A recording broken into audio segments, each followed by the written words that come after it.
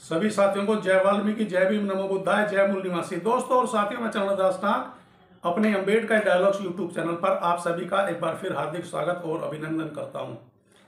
साथियों, मैं आज अपने अम्बेडकर डायलॉग्स यूट्यूब चैनल के माध्यम से आप लोगों के साथ जो वीडियो साझा करने जा रहा हूं, वह वीडियो मैं अपने भारतीय कुश्ती पहलवानों के ऊपर आप लोगों के साथ साझा कर रहा हूं। आप लोग यदि मेरे इस वीडियो को शुरू से अंत तक देखेंगे तो आप लोग यह देखेंगे और यह जानेंगे कि आखिर हमारे देश भारत के ही कुश्ती के पहलवान आखिर भारतीय कुश्ती जगत से संन्यास लेने का फैसला क्यों ले रहे हैं।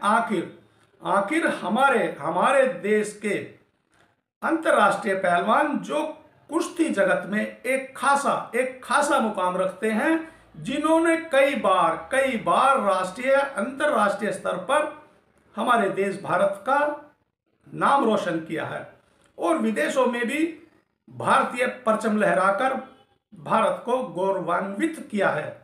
मगर आज ऐसी क्या स्थिति बन गई है और ऐसी क्या वजह है और क्या कारण है कि जिसकी वजह से भारतीय कुश्ती के पहलवान कुश्ती जगत से मुंह फेर रहे हैं और कुश्ती जगत से इस्तीफा दे रहे हैं। इस कड़ी में सबसे पहला नाम एक अंतर्राष्ट्रीय स्तर की भारतीय पहलवान जिसका नाम साक्षी मलिक है। साक्षी मलिक की प्रमुख खेल उपलब्धियां मैं सबसे पहले आप लोगों के साथ साझा करना चाहूंगा। साक्षी मलिक सन 2014 ग्लासगो स्कॉटलैंड राष्ट्रमंडल खेल, Sakshi Malik 2016 Rio Olympic, Sakshi Malik 2018 Queensland Australia राष्ट्रमंडल खेल, साक्षी मलिक 2022 बर्गिन राष्ट्रमंडल खेल चुकी है। साक्षी मलिक का जन्म 3 सितंबर 1992 को हरियाणा के रोहतक जिले में हुआ है।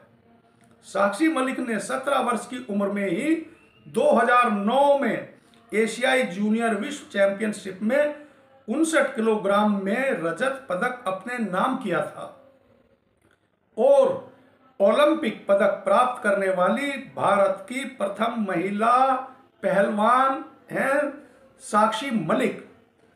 मगर न जाने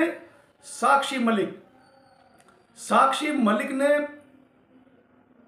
भारतीय कुश्ती के इतिहास से रिजाइन दे दिया, यानी कि इस्तीफा दे दिया है। अब साथियों, मैं भी देख रहा हूं, आप लोग भी देख रहे होंगे कि साक्षी मलिक की एक बहुत लंबी लड़ाई चल रही थी ब्रजभूषण शरण सिंह के खिलाफ, जो भारतीय कुश्ती महासंघ के अध्यक्ष थे। साक्षी मलिक का आरोप था कि भारतीय कुश्ती महासंघ के अध्यक्ष ब्रजभूषण शरण सिंह जो भारतीय महिला पहलवानों और भारतीय पुरुष पहलवानों का शोषण कर रहे हैं। और साक्षी मलिक ने तो यहां तक आरोप लगाया था कि ब्रजभूषण शरण सिंह भारतीय महिला पहलवानों का यौन उत्पीड़न और उनको अन्य नए तरीकों से भारतीय महिला पहलवानों का शोषण कर रहे थे, जिसके खिलाफ साक्षी मलिक ने दिल्ली में जमकर प्रदर्शन किया और धरने पर भी बैठी और अपनी आवाज को बुलंद तरीके से रखा।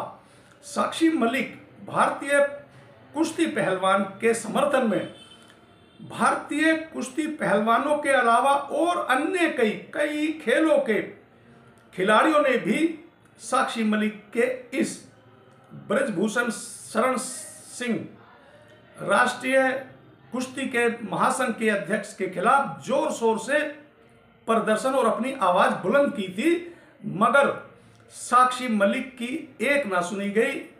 और आखिर अब जब भारतीय कुश्ती महासंघ पर चारों ओर से दबाव पड़ा या भारतीय कुश्ती महासंघ ने आनन फानन में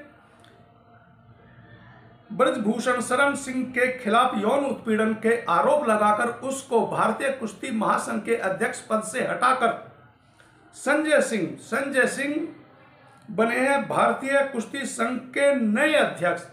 अब यह आवाज बड़े जोरों शोरों से उठ रही है कि संजय सिंह जो भारतीय कुश्ती महासंघ के नए अध्यक्ष बनाए गए हैं, वह व्यक्ति तो ब्रजभूषण शरण सिंह के बेटे से भी अधिक लोकप्रिय है और ब्रजभूषण शरण सिंह के ही लॉबी का आदमी है और उसी का चाटुकार है। तो इन बातों से शुद्ध होकर और अपनी संवैधानिक लड़ाई की हार और संवैधानिक लड़ाई को कुचले जाने से क्षुब्ध होकर भारतीय कुश्ती पहलवान साक्षी मलिक ने भारतीय कुश्ती से संन्यास ले लिया है और उन्होंने एक प्रेस वार्ता कर भारत कुश्ती के मंच पर जो जूते या जो शूज पहनकर कुश्ती लड़ी जाती है उनको वापस कर दिया है। यह उन्होंने प्रेस वार्ता करके साक्षी मलिक ने एक बयान दिया है जो सोशल मीडिया पे बहुत तेजी से वायरल हो रहा है और साक्षी मलिक के आंसू रोके नहीं रुक रहे थे। इसी कड़ी में साक्षी मलिक जो भारतीय कुश्ती जगत की एक नामचीन पहलवान है, उसी की श्रृंखला में उनके एक साथी पहलवान बजरंग पुनिया का भी हम खेल उपलब्धियां पहले आप लोगों के साथ साझा कर लेते हैं। साथियों, बजरंग पुनिया का गोल्ड मेडल जीतने का सफर जरा ध्यान से सुनिएगा और देखिएगा। बजरंग पुनिया 26 फरवरी 1994 के भारतीय पहलवान हैं। अप्रैल 2018 में ऑस्ट्रेलिया में हुए कॉमनवेल्थ गेम में गोल्ड मेडल बजरंग पुनिया। अगस्त 2018 में जकार्ता में हुए Asian games gold medal Bajrang Punia. अक्टूबर 2018 में हंगरी में हुई विश्व कुश्ती में रजत पदक बजरंग पुनिया। अप्रैल 2019 में चीन में हुई एशियन चैंपियनशिप में गोल्ड मेडल बजरंग पुनिया। मई 2019 में बुल्गारिया में हुए अलीवेव अंतरराष्ट्रीय टूर्नामेंट में गोल्ड मेडल बजरंग पुनिया। अगस्त 2019 में जॉर्जिया में हुए तिब्लिस अंतरराष्ट्रीय में गोल्ड मेडल बजरंग पुनिया। अब साथियों देखिए, यह दोनों पहलवान कितने नामचीन पहलवान हैं कि जिन्होंने भारत में नहीं अपितु पूरे विश्व में कुश्ती के अखाड़े में भारत का नाम रोशन किया है। बजरंग पुनिया ने तो 6 में से मैंने आप लोगों के सामने 6 उपलब्धियां गिनवाई है, जिनमें से 5 गोल्ड मेडल और 1 रजत पदक जीता है। अब बजरंग पुनिया ने भी अपने गोल्ड मेडल भारत के प्रधानमंत्री जी को वापस लौटाने का फैसला लिया और बजरंग पुनिया पहुंच गए अपने गोल्ड मेडल लेकर भारतीय प्रधानमंत्री आवास पर।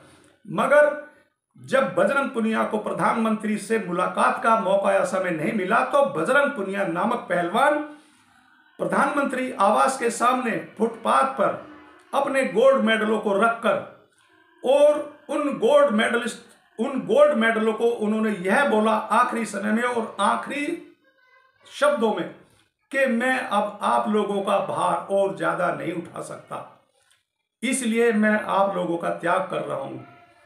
अब देखने और सोचने वाली बात यह है कि आखिर हमारी भारत सरकार ने ऐसा क्यों नहीं सोचा और ऐसा क्यों नहीं करना चाहा कि जब इतने जोरों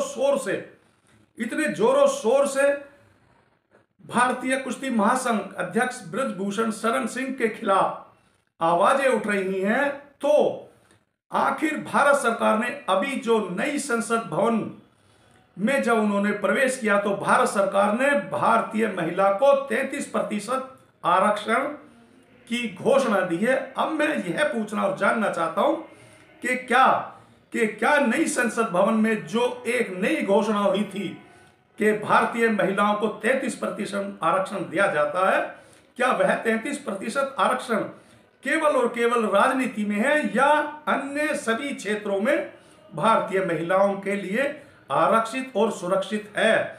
यदि आरक्षित और सुरक्षित है तो आखिर ब्रजभूषण शरण सिंह को भारतीय कुश्ती महासंघ से हटाने के बाद क्या एक तरफा साक्षी मलिक या अन्य किसी भारतीय कुश्ती पहलवान को या अन्य किसी खेल जगत से किसी भी महिला खिलाड़ी को भारतीय कुश्ती संघ का अध्यक्ष नहीं बनाया जा सकता था क्या?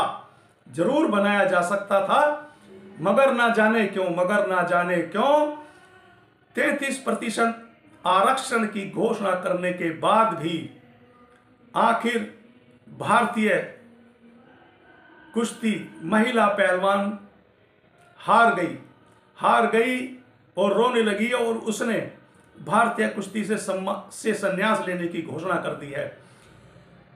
मैं अब अपने सभी साथियों और देशवासियों से एक प्रार्थना और एक अपील करना चाहता हूं कि आप लोग इस वीडियो को ज़्यादा से ज़्यादा शेयर करें, लाइक करें और कमेंट्स कर जरूर बताएं कि क्या साक्षी मलिक या भारत की नई संसद भवन में महिलाओं के लिए 33% का आरक्षण की घोषणा क्या साक्षी मलिक पहलवान पर लागू नहीं होती है, या 33% आरक्षण महिला के दायरे में साक्षी मलिक पहलवान नहीं आती है क्या? तो आप लोग यह सवाल और इस बात का जवाब अपने कमेंट्स द्वारा जरूर दें।